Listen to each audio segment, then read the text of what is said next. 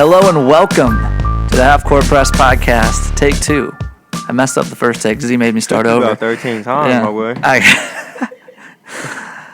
It is, what day is it? It's been a long week. It's Wednesday. It's Wednesday. I'm Jimmy Watkins, the Nebraska basketball beat writer, and some football, but for the purposes of this podcast, football does not exist. Fact. He's Joel Lorenzi. He covers Creighton. We are taking, some of us are taking our workplace aggression training that Lee Enterprises has assigned us this week while Joel holds a Nerf gun in the office. You see the irony there. Basketball season is almost here. We got a little glimpse of what it's going to be like last night. We got to watch some... No, don't say a glimpse of what it's going to be like. I mean, we got a glimpse of what it's going to feel like to watch basketball. Sure, yeah. Better? Yeah. Yes, because there is no glimpse of what it's going to be like to watch. Even still, I don't know how many games we're going to catch that are going to be that exhilarating. I mean, I don't know. I don't know if I can even fathom what I was watching last night. So last night, Victor Wembanyama, the projected number 1 pick in next year's NBA draft, he is French. He is 7'4", and he's an alien. He's fluid, bro. He can do anything. He scored 37. He had 7 threes. He had 5 blocks. It was insane. Like it's if you haven't had a chance to watch that guy, give it a YouTube rabbit hole. It's crazy. He was playing with his French team, which is called 92 Metropolitans or something like that. 92.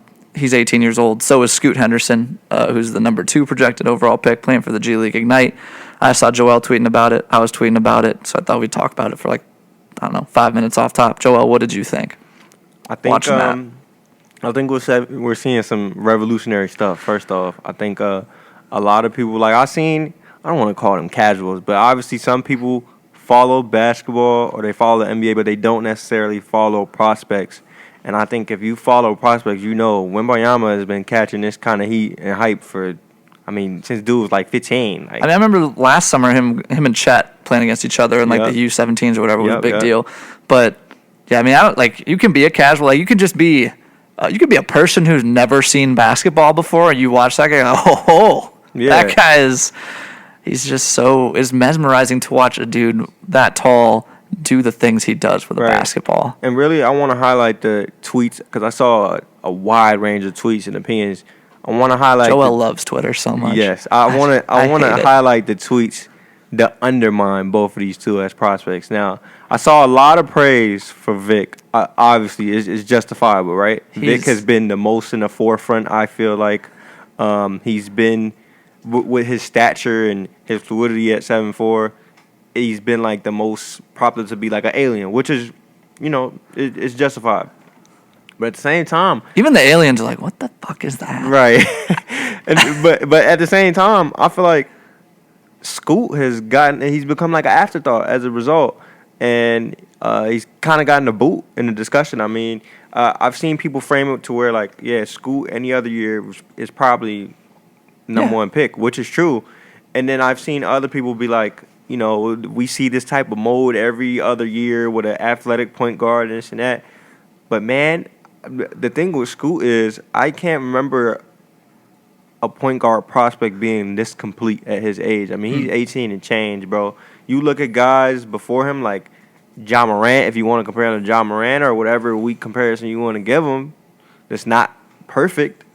I mean, those dudes at his age were not this advanced. I mean, he's leading a G League team in this fashion and looking this complete. I mean, some of the stuff we were seeing him do yesterday. I mean, he's challenging Vic at the rim.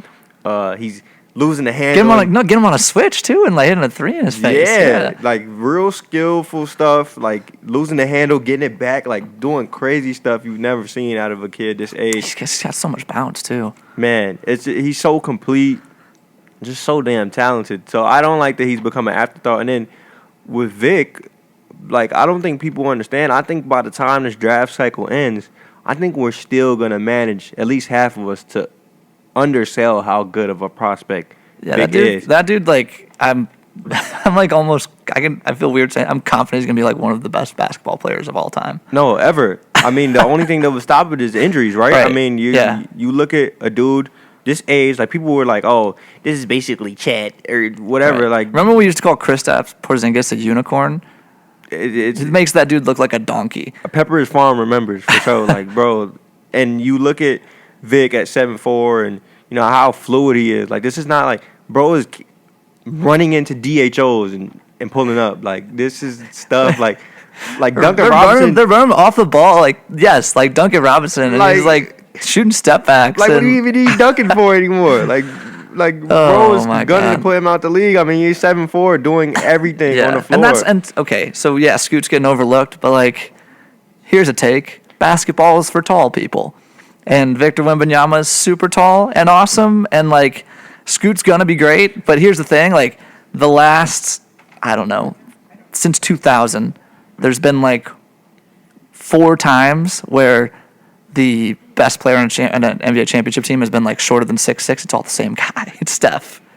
Sure. So like, that's why we get more excited about a guy like that, just because he's huge, and you got to kind of be huge to be a difference maker to that level at basketball. Yeah, and even still, what I like about Vic is that people are catching on early. Obviously, Giannis wasn't this nearly developed at this age. But even when Giannis became good and transcendent, like, people still hate on him to this day and point out his flaws. Vic's game seems mostly flawless. I mean, you could talk about the rebounds, you could talk about the assertiveness, maybe on the glass or aggression around the rim. Playmaking a little bit, but like, he's 18. Right. All that stuff's gonna come. Yeah. Like, the playmaking is not like reading the game. Like, part of it is a feel, but like Giannis, you can watch. You can teach him to read the game. That's happened.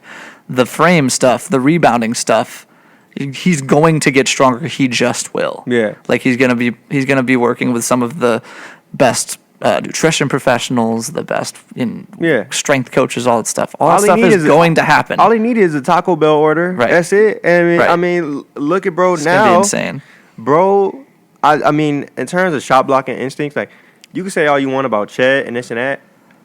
I mean, he's 7'4" and does everything Chet does. His wingspan's like 8 feet. So he's 18 months younger. Like, I don't see this dude. This dude is the number 1 pick in almost every draft. Every draft. And it's incredible how. Well, one, I also liked how. I mean, it felt like all of basketball Twitter was watching this game. Yes. And I tweeted about this, and I had people in my comments talking about. Well, I said it's dope to see the impact of draft Twitter, because the entire basketball world is watching these two 18-year-olds. Right. Like, I don't know if this game would have been on television 5 years ago. Right. And instead of watching the NBA preseason, right? People are like, oh, it's preseason. No one's watching the NBA preseason. Luckily, the stakes are low. Trying to be sarcastic and shit. But, I mean, dude, Zion was playing yesterday. True. That's something I wanted to watch, right? Yeah. But I turned that off because I'm like, yo, I want to see these dudes compete. And when you look at it in hindsight, this is a G League team versus a French team. If you frame it that way, who's watching that over the NBA preseason? Like you said, 5 years ago, probably nobody. But this is how far we've come, and this is how transcendent these prospects are. It was just fun. I had a good time. It got me excited about watching basketball with my friends on the internet. That's all. Now, let me pose this to you, too, because I saw another tweet like this. And, I mean, I'm not even going to name the dude whose account it came from, but he's such an annoying account. But you afraid he's going to come at you? No, I don't like to burn bridges. No, I got you. Maybe we. What was it? What was the tweet? There's 2 tweets. One tweet so many tweets. A lot of tweets. There's 2 tweets. One tweet was like, "Oh, the draft order should be Vic number 1, Scoot number 2, and 3 to 14. You should have tanked harder." Which is dumb, because you're going to see in college this year, this is such a loaded draft. Well, it's also a ping pong balls thing. Like, it doesn't matter how hard you tank. You got to just cross your fingers in May. Right? Yeah, and I mean, bro, any team that tanks this year is going to be happy, I think, because you're looking at teams getting Derek Lively like in the back of the lottery, which is insane, because Derek Lively would have been pretty high last year, I think. So that's one thing. We should be excited about college basketball, right? Including Big East fans, Cam Whitmore, who stands to be in that top 5. And if you were here over the summer, Amen Thompson. Oh, yeah, I was sitting with you. Those dudes, we were talking to Josh Jones, like, just after he did his presser. I was like, have you ever seen anyone jump like that? He's like, the last person I saw like that was Zion. That's who he compared those twins' athleticism to. So yeah. And then the other tweet was, it was like one of those things where he was like mocking people who would be like 10 months from now saying, well, Vic didn't drop 20 against North Directional State Right. College. Like so, mocking, for college basketball. which I can respect because this is how. I don't think Vic should play another game this year.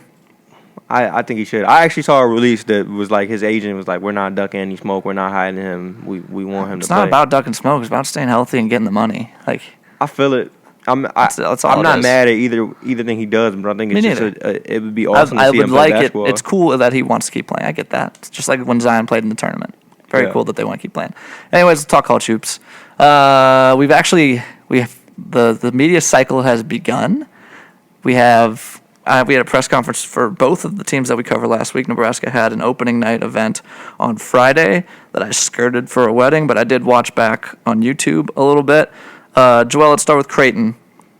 I watched their pressers back yesterday. What did you learn? What's the vibe check for Creighton right now? What did I learn? Probably nothing. I think I said that in the story I wrote after I left open practice. Yeah, the story you wrote was they understand the stakes. Yeah. Right. Like we didn't. I mean, I think it was different for me because I've been relatively around the team all summer, so I didn't really learn anything new. But they're doubling down on the same things. Ryan Kalkbrenner is working on his jump shot, right? They're still looking for that voice to replace Ryan Hawkins and Alex O'Connell. Like the same stuff we've been talking about. But I do think that like they are emphasizing like, yeah, this is a deep team. Greg McDermott said like this is his deepest team ever, which I didn't think he would admit. I mean, obviously that's something that Not only did he admit, he was kind of like, oh yeah, like no question. Right, yeah. And they're just doubling down on, like you said, the stakes, how much potential this team has. I think they're being hard on themselves now. Not like they shouldn't be, but I think they're really like they're a team that can look at themselves in the mirror and say we're not where we want to be, and I don't think they're even close to where they want to be right now. The thing that I thought was one of the things that I thought that was interesting that Max said in that presser was he got asked a question about there's guys on this team who will play a bit role or not play at all here. Might start somewhere else. How do you keep those guys happy? And he sort of framed it as like, well, no one's going to play the number of minutes that they're going to guys like Nemhard, Alexander, the returners, Kalkbrenner, guys who were playing 30 to 35 even sometimes minutes by default because there wasn't that many dudes. Right. Like they're going to be reined in too. So that's I didn't think about it that way, but that's an interesting what's the right when you have a very clearly defined best lineup, what's the right mix of not only playing all five of those guys together, but you're going to obviously mix some of those bench units, right? They're going to have 2-3 starters on the court at all times. I just thought that was interesting. Yeah, and if I remember correctly, he said something along the lines of like the guys that we are thinking is like maybe afterthoughts or the guys that are not starting. Like he feels they'll have the minutes to be impactful and they'll be impactful in those minutes. I mean, I've tried to throw out my hypotheticals and try to think of who it would be off the bench, and I think we've got a good idea now, and I think we got a good idea that he wants to go deeper than most years because of the depth that's unfamiliar to him. But and even still, like people were asking me, like in my mailbag I did yesterday, people keep asking me who's the X factor, and then they're like answering the question. They're like, oh, it's got to be Mason Miller, right? Or it's got to be this. And one I already answered that. I said it was Kaluma because I mean you're still looking at 5 impactful starters, right? Yeah. I'm not gonna go into why. I mean, you could just read the first mailbag why I said Kaluma. It's Kaluma, but in terms of like the reserves, like people got to think, like you said, there's gonna be 2 to 3 starters on the floor at any given time. There's not gonna be a ton of pressure on them, but they're just gonna have to knock down shots and be comfortable in their role. It's not. No one's gonna feel the burden. I feel like Ryan Nemhard felt in his role last year, where he's having to create so much offense, even though he was a starter. He also said he framed it that it's this idea that sure they'll be playing fewer minutes, fewer opportunities, but with those opportunities it could be more efficient. Yeah. That is one way to look at it, but it's also like when you are, and again, Trey, Ryan Nemhard, Kalkbrenner, and Kaluma played together last year, but you are incorporating a dude who can do everything in Baylor Shireman and who they're going to give playmaking responsibility to. And you are navigating still this Nemhard, Trey, you asked the question to Kalkbrenner about, like, who do you like throwing your lobs better? And, Kalkbrenner sort of tiptoed. He's like, well, they're both really good passers, but I think Ryan's probably a better lob thrower, right? So, those good problems to have are still a little bit complicated by the idea that you have so many guys who can play. And, like, if all these guys are playing 30 minutes, it's easier to convince everyone and for everyone to actually get all the chances that they'll be promised. If guys are playing 28, 26, 24 minutes, like, it's just like it's not a problem. It's not a problem. It's just a complication. It's going to have to be worked out. I could see that.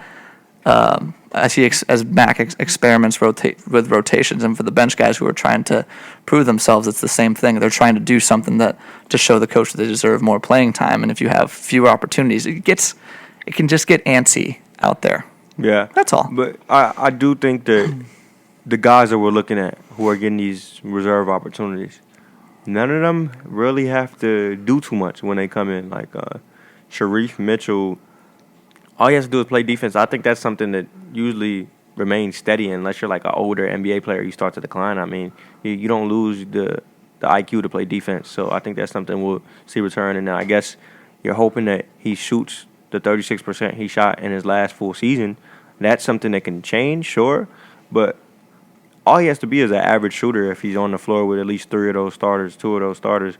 Mason Miller, it's a guy you just got to play above the rim and shoot the skin off the ball, which Baylor seems to think he can do. Fred King is probably the most complicated case.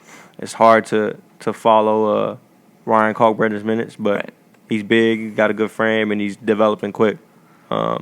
It will be, one of the biggest questions for their season to me is how does the defense look when Kalkbrenner's off the court, and based on that, like, how many minutes can he play, right? Like, if Fred King is not ready to anchor a defense, like, how far can you push Kalkbrenner minutes-wise? Those are two things that we'll be watching. We'll figure it out.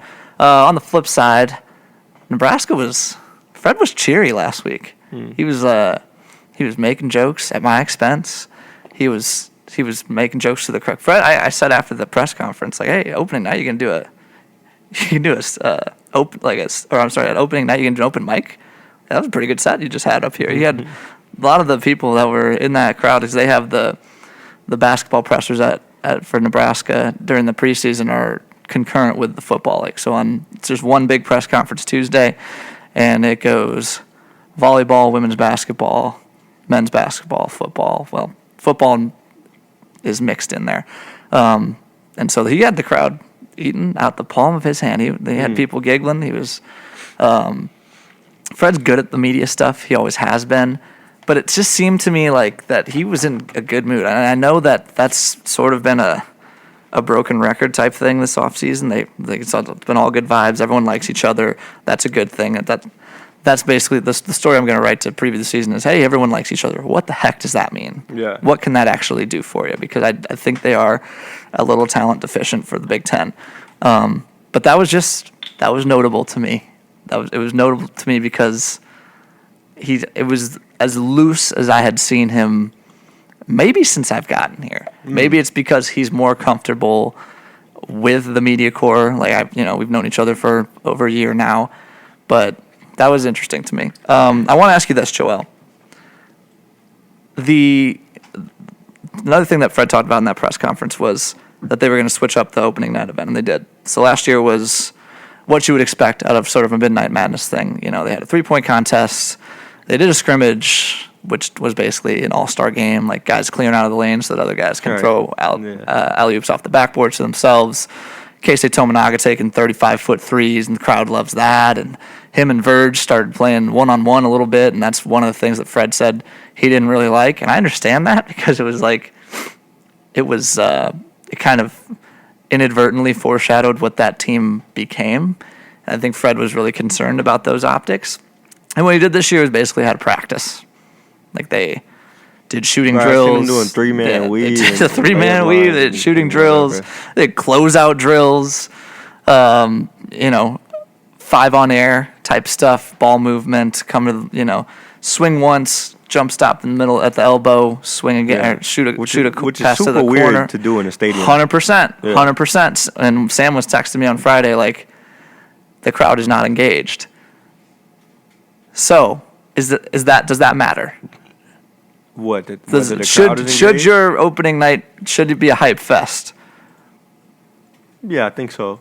I think, especially with a program like Nebraska, you need to get as much reason to be excited. Yeah. And it just feels so unconventional to just have a open practice as your. I'm watching it back, man. It was weird. Yeah, it was weird, and strange. The camera angles, from the live stream, in person.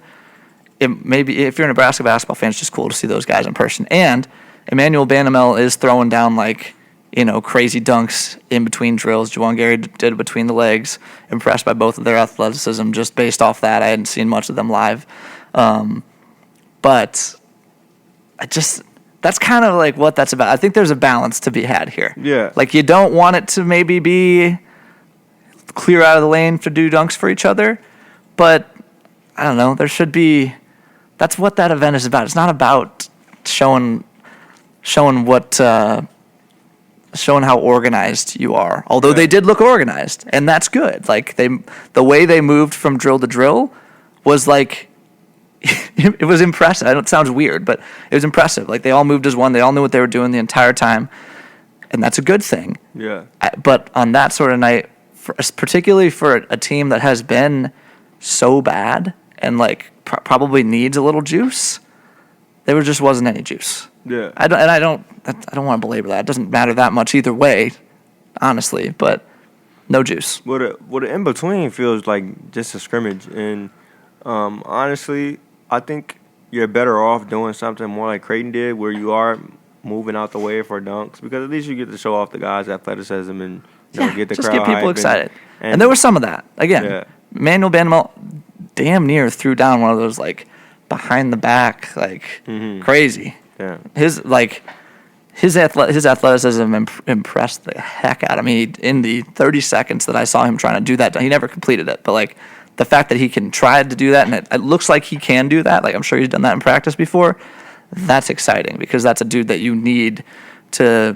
They're going to give him the ball when Sam Griesel's not on the court. He's going to be the backup point guard. So that stuff is exciting. More of that. Give us more of that. I think. Fine. I get it. Last year's, it was a little tacky at times, and coming out of last year, I think Fred understands that the athletic director, Trev Alberts, cares a lot about optics, and that last year's Nebraska basketball team was particularly difficult to watch for some of the same reasons that made that scrimmage exciting. I think it was just a little bit of an overcorrection. We'll see what they do with it next year. A lot of that, whether he gets the chance to make that decision depends on what they do this year, of course. And to that point, they basically laid their flag in the ground last week and said, we're a defensive team. We're going to be, when I think I asked Wilhelm Breidenbach, what do you want this team to look like by the end of the year? And first word out of his mouth was defense. First word out of Emmanuel Bandamel's mouth was defense. I'm asking you another question, Joel. This team has been a really, really, really, worst in the Big Ten defense 2 of the 3 years. They had some 2 years ago, their COVID year, when they had Delano Banton. They had some toolsy guys, and they had good defensive stretches. Overall, their Ken Pom numbers were pretty good, but in conference play, I think they were 11th out of 14 teams. How much can you fix a defensive culture in an off season? It takes talent. It takes talent more than anything. I mean, at this stage, guys have their defensive brains picked. If you're a early 20-year-old or whatever, and so obviously a defensive coach can improve that. But Fred isn't that, right? Right. They handed the defense over to Nate Lenzer late last year. He started mixing it up, started throwing in some 1-3-1 stuff, and it worked sometimes. Like last year, they randomly were good for like a week. And sets like that work because when you don't have the talent, I mean, I think. And they did have, like last year, part of the reason they were bad is that their best defensive player, Trey McGowan's, was hurt for a good chunk of the year. Sure. Got to point that out as well. Yeah. And I think it really just takes 3 capable defenders to be an okay defense. You probably need an anchor, someone to man the backside, a point of attack defender, and then someone who could just float around, maybe help side, help if the perimeter's breached, stuff like that. I don't know. I mean, it doesn't feel like you make a good point there. I think they would argue they have that. Emmanuel Bandomel, I agree. He's that guy. He's the point of attack guy. He hounds people. He is like, turn him on at SMU, watch him for 5 minutes. He can do that. I 100% believe that. Juwan Gary, he can be your float guy, for sure. 6'6", a little undersized to be like a help side rim protector guy, but he's got some bounce to him. Yeah. And he's like, watch the Auburn game. That guy was guarding Jabari Smith as well as anyone did last year. Top 4 pick. The guys in the back, it's complicated. Yeah. Derek Walker's 6'9". Not big enough to be a rim protector. Blaze Keita is bigger, 6'10", 6'11". Not the leaper that you want your rim protector to be, but big charge, like incredible charge taker. Like when I went down there to write about him, he took 3 charges in the first half. Yeah. When Nebraska released their they posted a picture of Fred a couple weeks ago wearing a shirt like with the Nebraska's charge leaderboard on it. Blaze was at the top with 6. I took a page out of what's called his book from Yeah. Arkansas, huh? Yep, from Musselman's book. And I asked Fred about that last week. He said Blaze is ahead in the charge category still by far. So that's good. That's knowing where to be. How much is Blaze going to play? Right now I think he's slated as their backup center. We'll see. Derek is better on offense. Blaze might be a better defensive player. And that's where my question is there. But you make a good point. It's a personnel-driven thing. Yeah. And even having those 3 guys, it gets you started in the right direction. It makes you probably an okay defense. It still doesn't make you a good one. It makes you, I think, an average or okay defense. And here's the other thing. Playing Juwan Gary with a big gives you a spacing conundrum. The dude's like 7 for 50 from 3 in his career. Yeah. So I think we've talked about this before. I am just so fascinated to see how Fred manages his lineups because he's got a lot of guys. Like he's got, C.J. Wilcher is the most proven shooter on the team. I think he's going to start at the 3. To his credit, he dropped 15 pounds in the offseason. He looks better than he ever has. He said he's quicker, all that stuff. Last year he wasn't quick enough to stay in front of dudes on the perimeter. Keisei Tomonaga, incredible offensive weapon if he can hit 3s consistently. Like that dude, the guy's range is amazing. The fans love him. He brings energy, and like he's a tough guy. Like it's hard to knock him off his spot, even though he's like 6'1", 180 or whatever. But he's not, that's a guy that defenses are going to go after, right? Like there's, Jamarcus Lawrence is a really good shooter as a freshman. He's 6'3". His body's, probably not ready for the Big Ten right away. Ramel Lloyd's big, 6'6". I think he's like 212. Yeah. I know that there are some internal concerns about his body holding up in the Big Ten. It's just a lot of guys. Like there's not a lot not a lot of guys who I think check both boxes. So you know what I'm saying? Like you're either a 3-point specialist or you can score. You're a defensive specialist. You can help us in that way. I think that's really challenging for a coach. Fred, it's schematically. I'll say this. I don't think that there've been a lot of what's the word?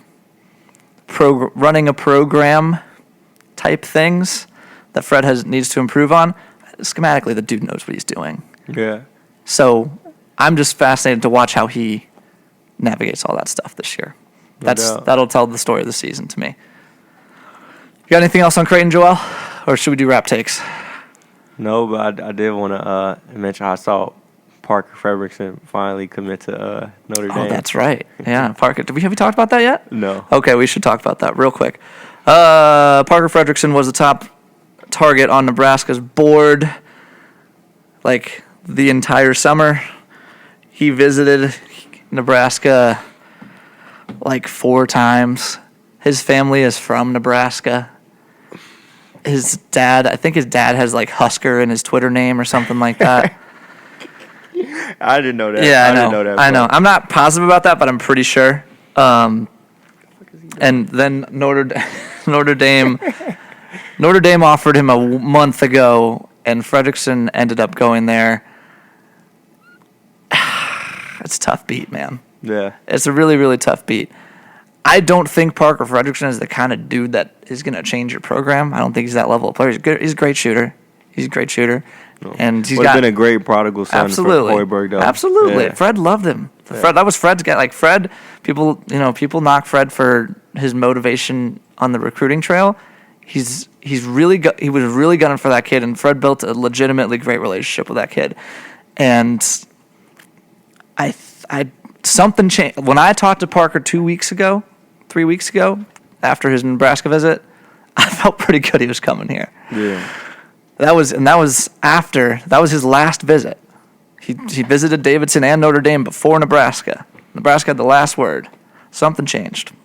I don't know what it was, but something changed. And I think that next year is so. Right now, Nebraska has 1 commit in their recruiting class. Eli Rice, dude, they love. Every time I ask about him, they say, that guy, that guy's a motherfucker. That's what they say about him. They love him. They need more, obviously. Yeah, I think next year is going to be a big portal year. Was going to be a big portal year regardless, because this is an older team. Yeah. We may see even more of that. I think they were probably looking at. They wanted to get 3 guys in the class for 23. We'll see. We'll see. They liked they were on the Braylon Green kid who went to Arizona State. They were on the Fielder kid who went to Providence, and those were the names I was hearing. So it's back to the drawing board. They'll get players. It's still the Big Ten.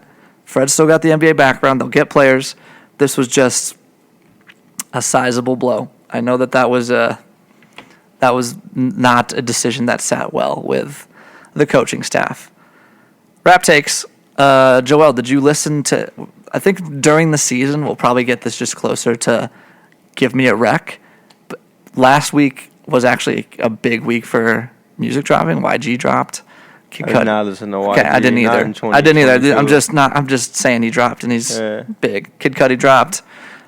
Freddie Gibbs dropped. Yeah. Tory Lanez dropped. Tory Lanez has not missed for like 2 years.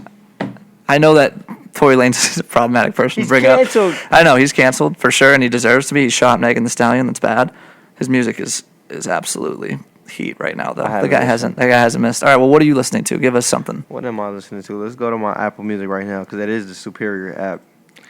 I'm listening to some New York drill. Ridiculous. I'm be in New York in 2 weeks, so keep. Can you explain to some of our listeners what drill is? No. Yes. Well, yes. Have to listen. Well, what confuses people. There really should be a case study on this or something. But what confuses people, there's different types of drill. I mean, drill originated in Chicago, where I'm from, with artists like Chief Keef and what G Herbo used to be back when he was Lil Herb, Lil Durk. Who else? King Louis, L.A. Capone, like guys like that. And it's really it's rap that Jimmy wouldn't endorse. Uh-oh. It's real. Why not? It's less lyricism for sure. Oh no. I'd say. I like my back. I got my backpack on. I'd say really good production though. Different production. Okay. It's less instrumental. It's livelier drums, right? Yeah, it's definitely more bass, more drums, a lot of hi hats, less instruments. I would say it's definitely it's definitely steering away from the typical rap we knew like decades ago, but it's still good. Like sonically, it's good music, bro. And that was over 10 years ago. Now, I mean, you're seeing UK drill, you're seeing That's the one I'm most familiar with. New York drill, and I like UK drill. I like all of them. But New York drill is different from Chicago. Obviously, they put their action on it, and it just changes completely. But the beats are different. I mean, New York drill. What I love about New York drill is they will take any song and make it a drill beat. Like I heard Earthquake, Tyler the Creator, Earthquake. They put the drums on it and made it a drill beat. Like I heard it the other day. I'm like, yo, this sounds crazy though. Like. So I really like New York drill, but I'm listening to a lot of. Sounds like what white people are doing with EDM. Just like give me a popular song, and I'll throw some like instance on it, and that's what I'm doing. I would just say listen to the Freddie Gibbs album if you like rap music. It's very good. Facts. That guy's it's grittier. It's like gangster rap, but dude can rap. The production is incredible. It's like if there was a black Tony Soprano, like I feel like this is what he would listen to. Yes, that's a good comparison. Real quick, because I missed 2 important Nebraska basketball events last week. I missed the open practice, and I missed the you gotta get on your job. What do we pay you for? I missed the opening night. I feel an obligation to explain to the people why that was. I was at a wedding. I was doing family stuff, but the reason Z's looking up drill rap. Z That's funny. 5 minutes ago, he was looking at a random Is that pod. Urban Dictionary that you're on there, Z? Nice. Love that. Quick Jimmy being an idiot story. I was house sitting for one of my buddies while I was in town, and he told me before he left, the only thing you have to do is make sure the doors are closed because the cats will get out. I was like, got it, easy. What I didn't know is that their front door, when you go to close it, you gotta like really pull it, like otherwise it'll bounce off. I don't know what's up with the door. The cats muscle the door, huh? So no. It's just like I throw the door closed behind me and it bounces off. But I have headphones on because I'm about to go for a run, and I walk back. I'm coming back down the street and I see a cat that looks like his cat. So I'm like, that's weird. And then I go back. As I'm coming back to the door is wide open, Damn. and there's one of the cats is on the porch, and I'm like, no chance that I just lose this man's cats on the only thing I was responsible for. You let Garfield out. How could you? Only thing I was responsible for. At the same time, I had called a Lyft. I was like, I had to go be somewhere for a family thing. So the Lyft is here, and I'm like, dude, I have no idea what I'm going to do. This is crazy. I hope you canceled the Lyft. No, what happened was I ended up finding one of the cats inside. So the cats didn't get away. So that was just a random cat. It was just a random cat. Just a random cat. The other thing, I have to read the final house sitting wrap-up text that I sent because before I left, I wanted to make sure the doors were locked because I didn't know what time they were getting home that day. In the process, I locked my wallet in the house. So here's the last. I'm not great at this. Here's the last text I sent. Full house sitting report. Cats are fed today and have fresh water. All doors locked. Your big plant in the living room is on the porch because I had to go through the window after locking my wallet inside. Neighbors may report a break-in, false alarm. Also, your immediate neighbor low-key broke your fence but has already fixed it. I don't know. He told me a pole got blown over into it. Ian has arrived, he joked nervously. A pole? Thanks for letting me crash. It was a pole. I don't know. Oh, a pole. I was just coming back, and the guy was like, hey, I had to go through the back door, and the fence is just like, there's a huge hole in it. Well, he picked the right person to tell Yeah, you to. he's like, you clearly don't give a shit about this man's crib losing his cats. But the guy whatnot. fixed it. I didn't lose the cats. Whatever. And the fence got fixed, so it's all good. The porch was the living room plant was left on the porch, but he replied LMAO, all good. See? Sure. All good. So people, listen to drill rap and don't let Jimmy house sit your crib. That's a big fact. Don't let me house sit for you. It's a bad idea. That's the Half Court Press Podcast. He's Joel Lorenzi. I'm Jimmy Watkins. We will see you next week. Bow.